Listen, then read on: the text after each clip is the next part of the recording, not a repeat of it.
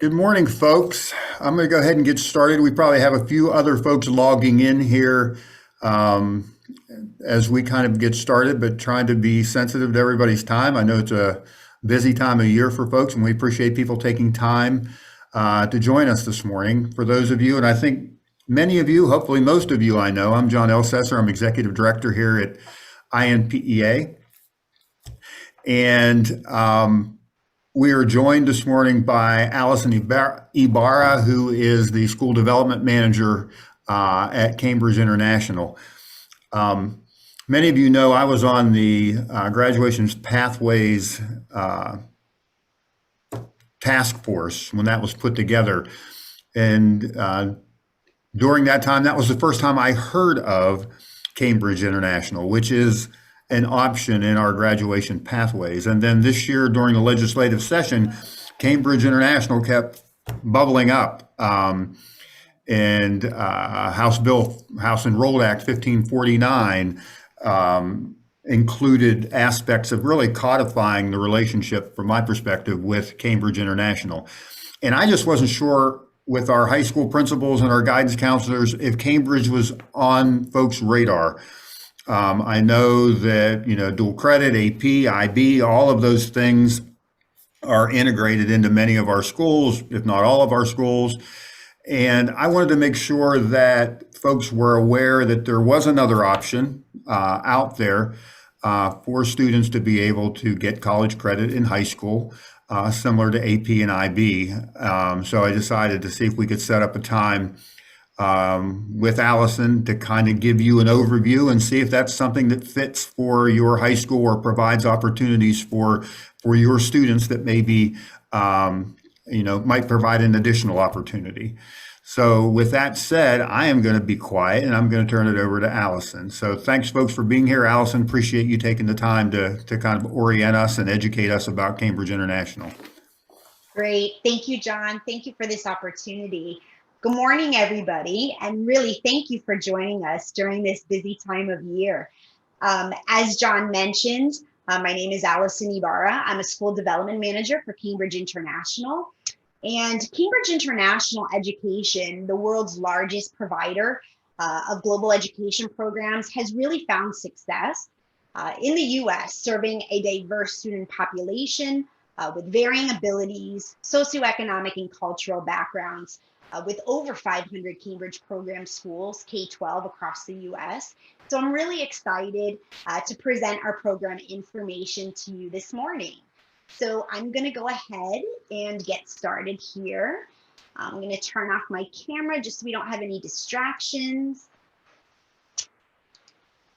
And here we go. So for our agenda this morning, we're going to go ahead and cover the following topics. I'm going to provide the Cambridge program overview. I'll discuss the curriculum, assessment, and professional development alignment that we have. Cover post-secondary recognitions and performance, and share really why you should implement Cambridge in your schools.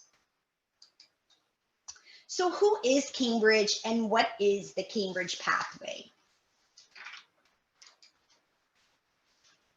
So we really are very proud to be a department of the University of Cambridge. We are the only international education program that is part of a world-renowned higher educational institution. We are the world's largest provider of global education programs with over 160 years of experience developing curriculum and delivering exams in over 160 countries. We are in well over 10,000 schools across the globe, and we work with educators worldwide, including 40 national governments. And since we are a nonprofit organization, we do put funds directly back into the University of Cambridge for further research and development of our courses. And so the Cambridge pathway really is essential to student success. We do pride ourselves on offering curriculum, resources, professional development, and assessment to teachers and students from age 5 to 19 years old. So each stage builds upon the previous stage, developing confident learners who are really ready to take on the Cambridge Advanced curriculum and examinations in high school, ultimately preparing them for college or a career. And at the heart of our curriculum is the learner. So the curriculum, the teaching, the learning, and assessment is developed around the student. So with that student in mind, we create course syllabi that gives teachers a clear picture of what students should know. We provide professional development that really is centered on teaching and learning and not just test preparation. And we do develop high quality assessments with clear performance objectives that measures critical thinking and problem solving in multiple formats. We also have a data reporting system and resources available to inform teachers on student strengths, their weaknesses, and areas for improvement that really drive further reflection for continuous improvement of instruction and learning. The Cambridge program is underpinned by the learner attributes at each stage of the pathway.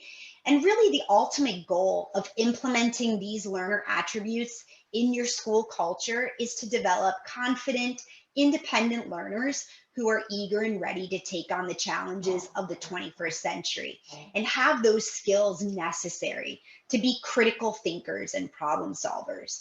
We do really want students to be responsible for themselves and for others in their community and the world, reflective about their progress and how they adapt as learners, be innovative and creative in their thinking and methods of learning, and ultimately engage intellectually and socially, eager to be the best global citizens possible. Our Cambridge primary program in elementary school is implemented in over 110 countries and over 1,300 schools across the globe. So curriculum and teacher resources are offered in these following subjects. So we have the core, math, English, and science. We have a unique course called Global Perspectives. And then we have elective course curriculum available in art and design, physical education, music, and digital literacy. So this curriculum really lays the foundation for skill development and understanding, preparing students for the next level, which is Cambridge Lower Secondary. So our Cambridge Lower Secondary program is implemented in over 130 countries in over 2,500 schools across the globe. Students will further develop their skills and understanding in the same subjects that are offered at the primary level. And this curriculum really provides that excellent preparation for students to move on to the upper secondary program in their first and second year of high school. So our Cambridge Upper Secondary IGZ curriculum is typically taught in 9th and 10th grade. It is a foundational curriculum, providing the knowledge, the concepts, the skills that students will need to engage in the higher level courses. These courses can be considered pre-courses to our AS and A-level courses that are taken later in high school. These courses have an international outlook, and also they provide students opportunities to engage in cross-curricular perspectives, which really gives schools opportunities to be flexible and enhance other curriculum that may currently exist. So we have over 70 IGZ course offerings, but these are the most common courses that are implemented in the US. I'd like to highlight here our science courses. Our traditional science curriculum courses have a heavy focus on lab skill development. And this is really crucial for students who are moving forward into the higher level AS and A-level science courses, because at that level, there's an independent lab practical that's part of the overall assessment at that higher level. And additionally, we offer several elective courses some that are actually career related that helps build that foundation of knowledge and skills necessary for students moving on to the higher advanced courses in those respective areas, such as design and technology and travel and tourism. So we even have curriculum and assessment that's developed in religious studies that might interest you in complementing your existing religious curriculum if you have that at your school currently. Okay, and then the AS and A level. Those are our highest level courses that are equivalent to college level courses. So students who enroll in these courses can earn college credit by passing the end of course exam. And so an AS level pass exam is typically equivalent to 1 semester of college. And an A-level course is equivalent to the 2nd semester college course. So if you were thinking in terms of going into college and having to take an introductory English composition course, an AS level would be equal to, you know, maybe an English Comp 101 and then an A level to the English Comp 102. And so we also have courses that are very flexible. We have over 55 subjects available at the higher level. Students really kind of develop this deep understanding of the subject. They build those critical thinking skills. They engage in opportunities for independent learning. And these courses, like our IGSE courses, have that international outlook, but with local relevance. And schools, again, like I said, have that flexibility in choosing the courses that they wish to build a curriculum that fits students' needs and goals. And so the Cambridge AS and A-level courses fall into 4 different groups. We have the math and sciences, languages, arts and humanities, and interdisciplinary and skill-based subjects. These are the course offerings that are most popular in the US.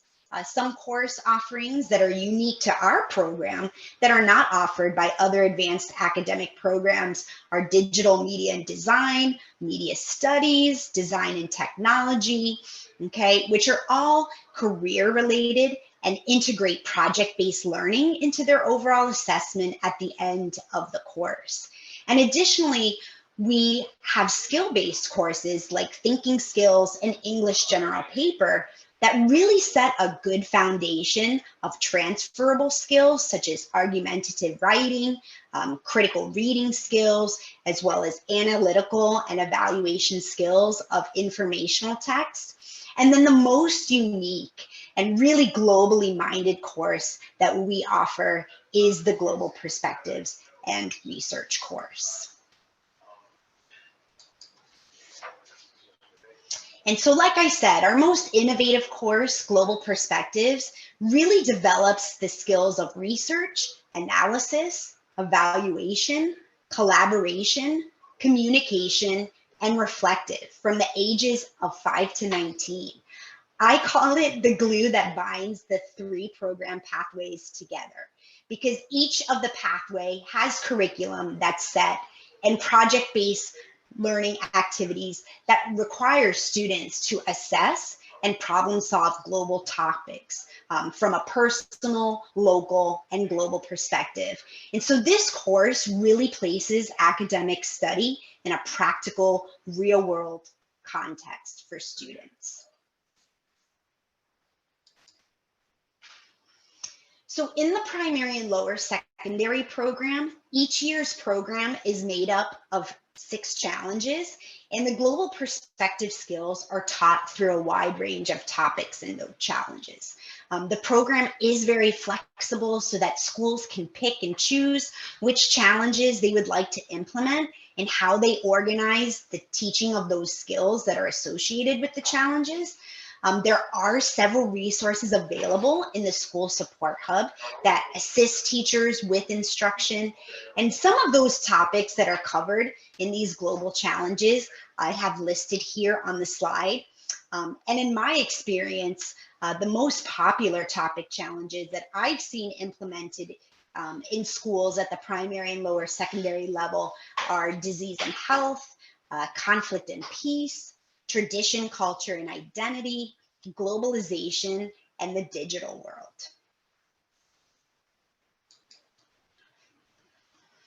And then Cambridge International, IGSE, AS, and A-level global perspectives and research are skills-based courses that prepare learners for positive engagement with our rapidly changing world. So at the IGSE and higher AS and A-level, learners really broaden their outlook through the critical analysis of and reflection on issues of global significance. They will develop unique transferable skills, including research, critical thinking, and communication by following an approach to analyzing and evaluating arguments and perspectives. Collaborative skills are enhanced through participation in an assessed team project. The skills gained through study of this course really help students to meet the demands of 21st century learning, preparing those students for that transition to higher education and the world of work. And additionally, as part of the course assessment, learners write a research report on a research question of their choice. Okay, so now I'd like to talk a little bit about our professional development offer. So we here at Cambridge International really believe that supporting teachers in their professional development leads to improved outcomes for learners. So good quality professional development and reflective practice are essential parts of a teacher's professional life. And we offer a number of different professional development opportunities for teachers according to their experience and needs, and those are grouped under 3 different categories. So we do offer professional development courses that are online or face-to-face. Currently, our professional development is online, and we're crossing fingers and really hoping to get back to our face-to-face professional development at the start of next school year. So our introductory courses really help teachers get started with our syllabuses and the curriculum frameworks. Teachers then develop a deeper understanding of the Cambridge programs and exams with our extension courses. And then our enrichment workshops really encourage teachers to transform their classroom practice, raising the quality of teaching and learning in their school.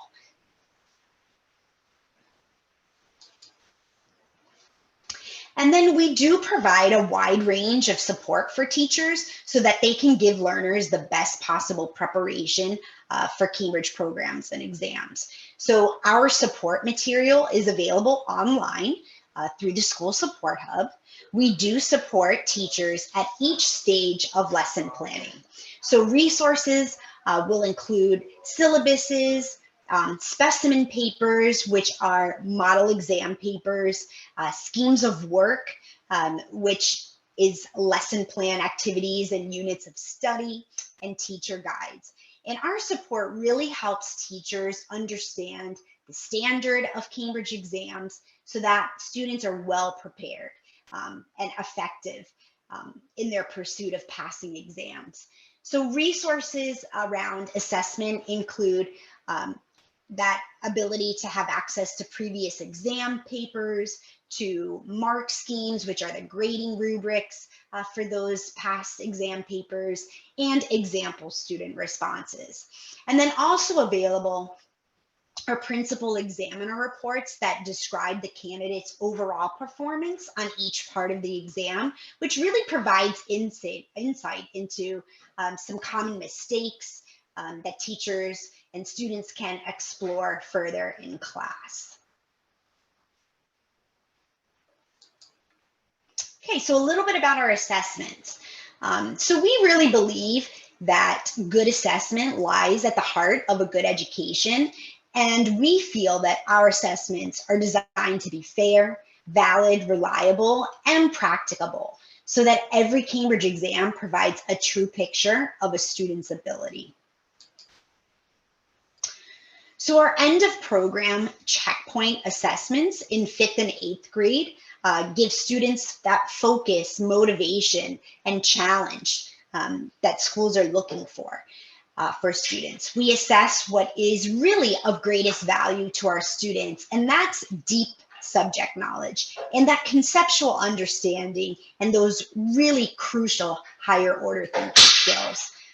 Our checkpoint assessments are internationally benchmarked and are often used to report progress at the end of each stage to learners and parents.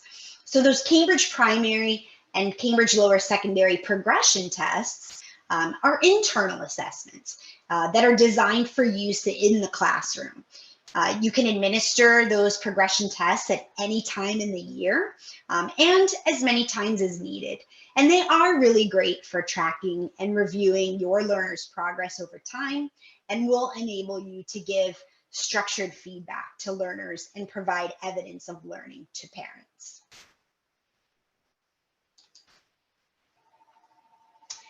And then our Cambridge IGSE exams are really a good indicator of student readiness to move on to the higher AS and A level courses and exams in a given subject. Our exam papers are rigorous, requiring more than rote memory.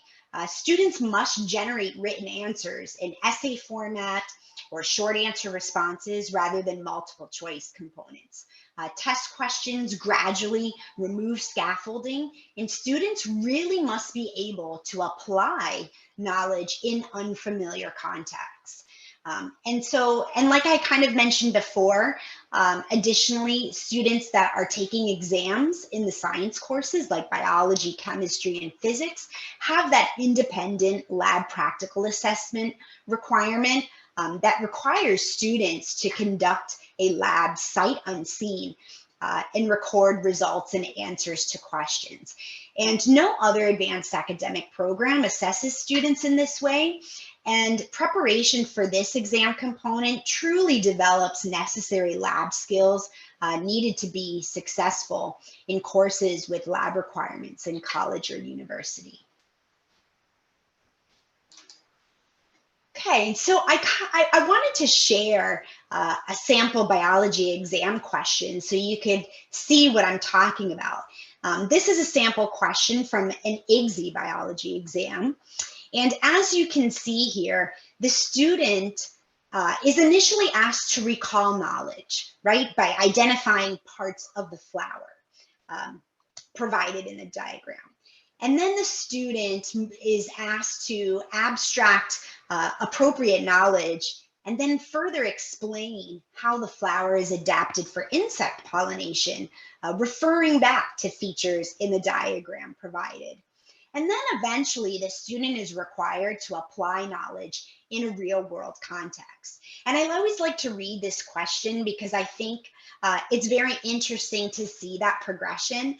I hope you can see it. If not, you know, I'm going to read it out to you so you can understand what is being asked of the student. So on the far right there, above the bubble that says applying knowledge in a novel context, the question reads, while visiting a new region of forest, a student found an unknown plant. Hanging from it were some structures with bright red outer coverings. These contained some soft fleshy tissue, and in this tissue were many seeds with hard outer coats. Suggest with reasons how these seeds might be dispersed, and you'll see that there's a place for students to record their answers for the method of dispersal and their reasons, and then there's a follow-up. Suggest which conditions in the forest would allow these seeds to germinate and grow into young plants. So here you can really see that the student has to tap into knowledge about flowers and seeds and favorable conditions for growth in this final question and be able to communicate that knowledge in a thoughtful and well-reasoned written answer. To me, this is a far better assessment of student knowledge and understanding than assuming a student has answered a multiple choice question correctly and has not used test-taking strategies to arrive at that correct answer, maybe by process of elimination. Okay, so the last part of this presentation, I'm going to cover Cambridge recognitions and some of our successes. So you'll see here that Cambridge exam qualifications are recognized at the most selective and highly selective colleges and universities in the US. We are recognized in over 800 colleges and universities across the US, and the most elite colleges and universities such as Harvard and MIT. Credit and placement policies differ from one college or university to the next. And so we really encourage students in the program to visit our online university recognitions database. And I have that, that website for you down at the bottom to look at those recognitions and find that recognition information on the schools that they are most interested in applying to for admission after high school.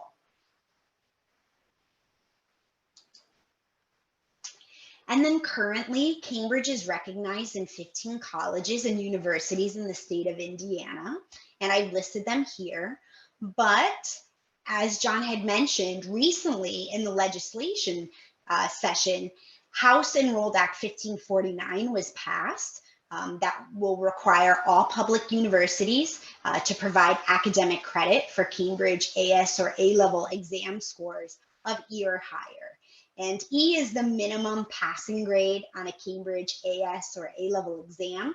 And more familiar to you, it would be equivalent to an AP exam score of 3. So we can expect to see credit by exam policy amendments on all Indiana colleges and university websites, the public ones going forward to reflect this new legislation language. And so I know AP might be a more familiar advanced academic program for you, but as it turns out, Cambridge students across the US graduate from college in 4 years at a higher rate than AP students in the national average, really attesting to the deep knowledge and understanding our students have of subject area content, our students' ability to persevere, right, through those rigorous courses and exams, through the development of those learner attributes, and kind of their uncanny ability to manage their time well and work diligently towards goals.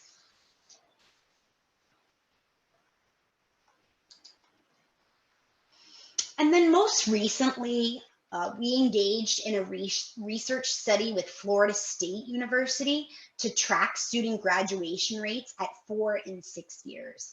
The table and figures on the slide here provide data on undergraduates who enrolled between 2007 and 2017. And the data presents graduation rates for students who received college credit in high school from Cambridge, which is commonly known in the US as ACE, AP, and IB exams. And you'll note that the none category in yellow, it might include students who participated in dual enrollment programs, but FSU did not indicate if these students received any dual enrollment credit. But as you can see, the percentage of students who received Cambridge credits and graduated in 4 years from college or university exceeds AP, IB, and the none category. And then the other programs are able to close that graduation gap in 6 years.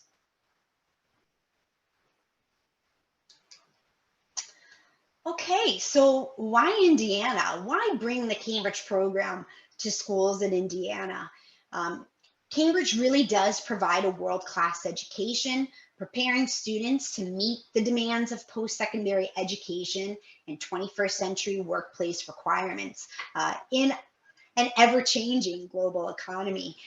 Recent state legislation, right, has also been passed, creating a positive environment that's more conducive to advancing academics for all learners and allowing students to earn college credit at all colleges and universities from past Cambridge exams. And also, state legislation passed, in addition, providing funding for exam costs on par with AP exams, I think, which will be very favorable and interesting to see how public schools, as well as yourselves, take advantage of this opportunity. So in my opinion, really, this is your opportunity as a private school to be the trailblazers of bringing Cambridge International to your school community, as we currently do not have any public schools, Cambridge centers registered at this time. And so, you know, the world of competition is ever changing. We have public, private, and charter schools that are all vying for the same students and looking for innovative ways to do so. So I kind of leave you with the question here for reflection, one of our Cambridge Learner attributes: what will be your competitive edge going forward? Will it be Cambridge? And so I hope so. And I really do hope and encourage you to find out more about Cambridge International and what we have to offer by visiting our website, www.cambridgeinternational.org, expressing your interest in learning more, and emailing me to discuss how the Cambridge program can be a change maker in your school's advancement of academic success for students in Indiana. Okay, and so I really do thank you so much for listening patiently to my presentation, and I do believe we have some time left for questions. So let me come off here, and I will leave it here for a moment. And I think, like I told Heidi and John, I can make this presentation available to John and Heidi, and they can get it to you if you're interested in going back and looking at the slides. So I can do that. And Hey, Allison, I chatted a yeah, couple questions to you. okay, I let me just, see. as you were going through, I'm I'm like trying to see where the chat is if you for go you. down to the bottom, there should be a toolbar all the way at the bottom that says chat. In Yeah, one of the mine's at the top, oh, and it okay. doesn't have a chat feature. For John, do you whatever want to just reason. ask the question? Yeah, I'm Sure, I can sorry. do that. I had two. One is, Okay. can students start the Cambridge program in high school without having participated at the earlier levels? And the second question, which is probably one that's, I would say, significantly on the minds of our school leaders, is how does Cambridge align with Indiana state standards, since our students are, many of our students, if not most, take the state test, and it's high stake testing and those kind of things. So just curious how the alignment Okay. is. All right. Well, let's first talk for just a moment about the alignment, okay? Currently, within our school support hub and in the documents that are available, we do have a mapping document that aligns to the Common Core standards, okay? So that is there. We would have to work with the state of Indiana, assuming that we would have schools that would be adopting the Cambridge program, to do an alignment between our curriculum framework and those standards that are in that curriculum framework to the Indiana standards, to make that available to you. And we do actually do that for a few states where we have large numbers of Cambridge schools. And so that is something that that we could provide once we start registering schools in the state of Indiana. And then to the first question, I shared the complete pathway with you today because I wanted you to understand that there are opportunities for students in middle school and an elementary school to participate in a Cambridge program that would obviously develop them in a great way to be prepared for the advanced program in high school. But there's no requirement for students to participate in either of those two programs ahead of participating in the IGSE courses and exams or AS&A level. Okay, and students typically do that sort of path. They not necessarily have come from a lower secondary or primary program and are still very successful. I hope that answers both of those questions for you. It does. And just to follow up on the alignment, I understand, I'm assuming that that would be pretty costly to do that alignment, but Mike, I would find it, uh, that schools would register before they knew what the alignment was. And you kind of said after you have schools register, you'll look at the alignment, but I would think many schools will be hesitant to register unless they know what the alignment is with Indiana standards because of state testing here in the state. Right. So I do understand that. I do want to quell some of those fears. We have worked in other states where schools have adopted our curriculum and implemented courses, and upon implementation found that the skills and the learning objectives within those courses, even though there isn't that direct alignment established, feel very confident that they're preparing students not only to meet their state assessments, but are even going above and beyond what those state assessments are requiring students to be able to do. And so I understand there could be some hesitation there, but before that existed, we did have schools in states that jumped right in and even, kind of looked at, well, I'm looking at this assessment objective. It looks very similar to this other assessment objective that might be crucial, for our students to learn in order to be successful on state exams. So it is something that I will take back and talk about further about developing some, standard alignment with the state of Indiana and see, where we can go forward with that. But I do want to just, mention that I really do feel that our curriculum, when you're even looking at the Common Core standards, I imagine that Indiana may not be completely far off from those standards and would have similar standards, and it could at least use that document as a jumping off point. I think someone commented, and I knew Common Core, technically Indiana is not Common Core, Right. But someone commented, they said about 80% aligns with Common Core standards, which sounds correct to me. There was also a question, since you can't see the chat, about cost of implementation at the various different levels. Okay, so yes, we do have some fees involved. So initially there would be an application fee and an initial registration fee. And then there is generally an annual registration fee that occurs yearly. One of the benefits for high school is that through our program, once you begin to enter your students for exams, you will quickly meet the spending threshold that Cambridge provides each year. Currently, right now, it's around $17,000, which really equates to about 170 exam entries. And so once you meet that threshold, then the annual registration fee goes away. So yes, there'll be some initial startup costs through an application fee and initial registration fee, but you can quickly get out of that annual registration fee by making entries for exams. And I think, like I mentioned, in the state legislation session, there is going to be money available to schools for exams.